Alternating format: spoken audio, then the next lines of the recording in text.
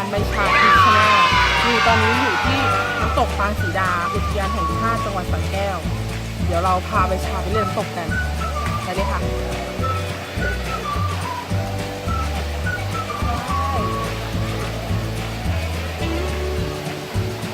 เดินดีๆด้วยคนเยอะเยอะมาก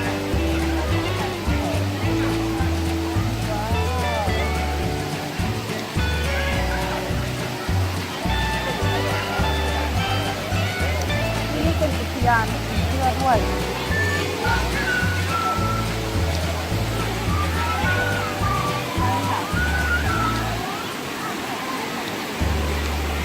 วันนี้คนเยอะมากๆเลยไปคนเยอะมากๆ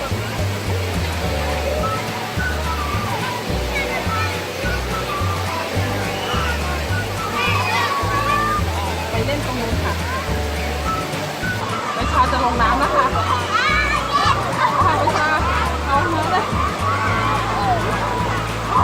เห็นไหม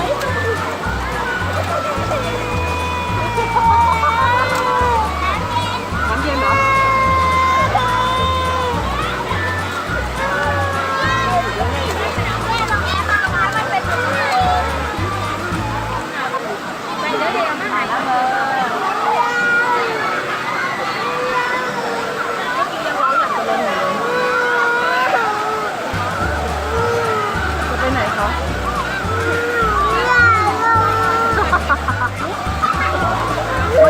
อยากจะลงอยู่เลย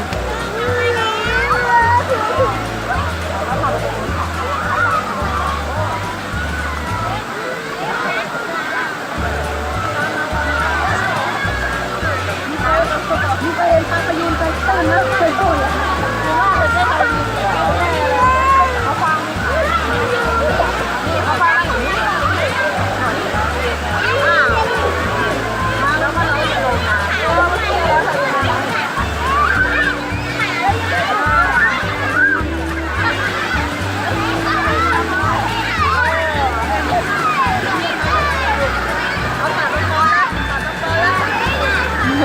น้ำเย็นไหมลูกอย่าสาดใส่หน้าลูกไม่เป็นไร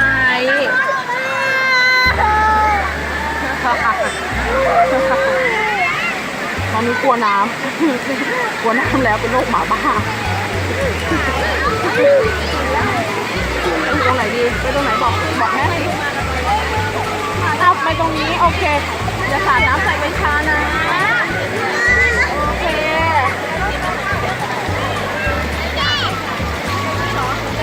ใบชานี่น่าไปซื้อนี่มากเลยน้ำไหลในปลาวะ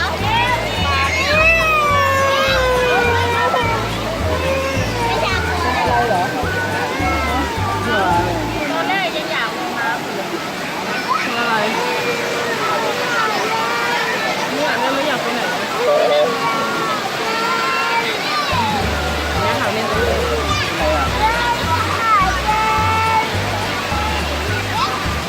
เดี๋ยวเราไปเล่นตรงน้ำตกตรงนี้กันดีกว่าไม่เล่นหรอกแม่อุ้มมาไว้นี่ไม่ต้องเลยมุกก่อนไม่ถ่ายจากมุมนี้อ่ะไม่อยู่ตรงนี้ตรงนี้เป็นหลุมรู้แล้วยิ้มหวานก่อนยิ้มให้กล้องก่อนยิ้มให้กล้องก่อนแม่ถ่ายเดี๋ยวขึ้นแล้วยิ้มหวานก่อนทำหน้าดีๆ